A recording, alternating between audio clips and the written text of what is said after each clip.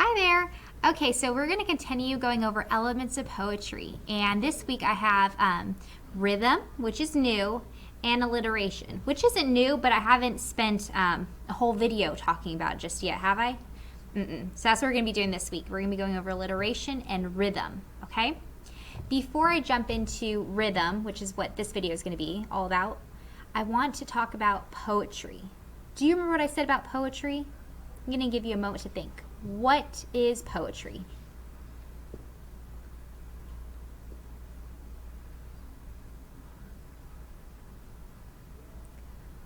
All right, if you need more time, just pause this video, but it can be about anything, right?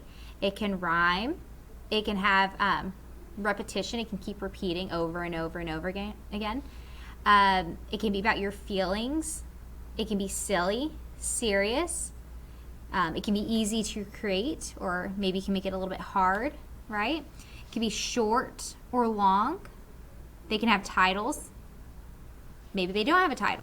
Maybe it's not in a complete sentence, meaning you have your poem and it's line, line, line, line, and no periods at all.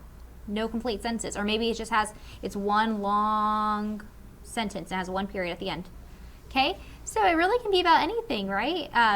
There are many different types of poetry. And this week and last week we were focusing on repetition and rhyming poems. That was last week. And this week we're going to be focusing on poems that have rhythm and alliteration. Now, last week I showed you some examples of poems. I'll show you that here in a minute. But we're also finding books that have these elements, right? They have these things. So let's see real quick. So last week we had we talked about rhyme and repetition a lot. And I showed you books that had rhyming in them. And I showed you a book that had repetition going on, right? Now, just real quick, because I want to go over poetry as well. This is an example of a poem. It has a title. And look right here. No period. And this is a short poem. It only has one period at the end. So that's what I meant by sometimes it's not in a complete sentence. Right? Let's see. Get myself out of the way. Here's another short poem. And this one's kind of silly. A rhyming poem. So that's what I mean when I talk about poems. Sometimes they're long, sometimes they're short. Sometimes they don't have sentences. Sometimes they don't have any titles. Sometimes they do. Sometimes they're funny. Sometimes they're not funny. You can be serious, right? All right, so that's just my little review over poetry.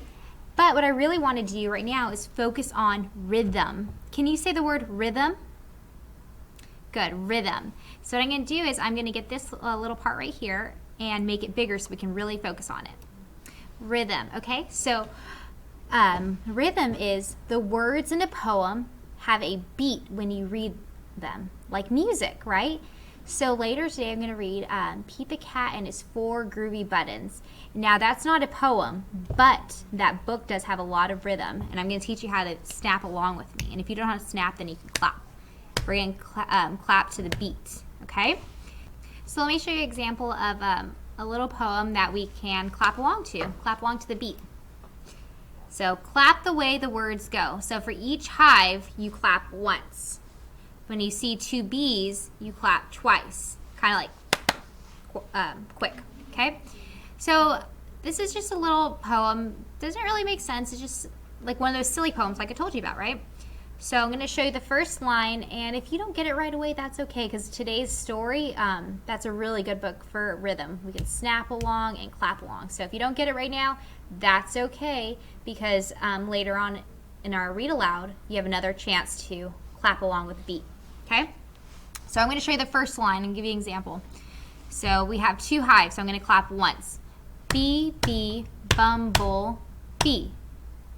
Or bee, bee, bumblebee. Okay, whatever you're comfortable with.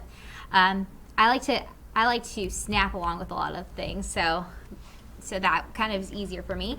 But if clapping is a little bit easier, then you do that. So go ahead and do this with me. We're gonna do one line at a time together. Ready? Bee, bee, bumblebee. Now this one's kind of a tricky one. It's right here. Stung a. So stung a man up on his knee, right? Ready? Let's do it. Stung a, your turn. Man up on his knee. Okay, I'm gonna do it, and then I'm gonna give you time for you to do it.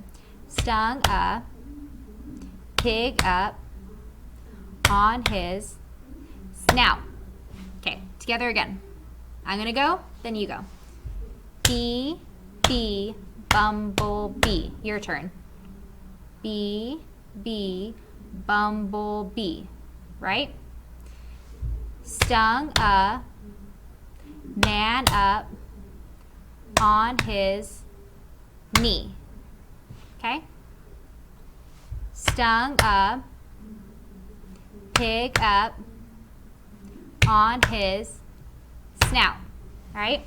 So that was just a little example of rhythm in a poem. So later on, like I said, you're going to get another opportunity to clap along or snap along to rhythm in a book. All right? All right, I hope you enjoyed today's little lesson over rhythm.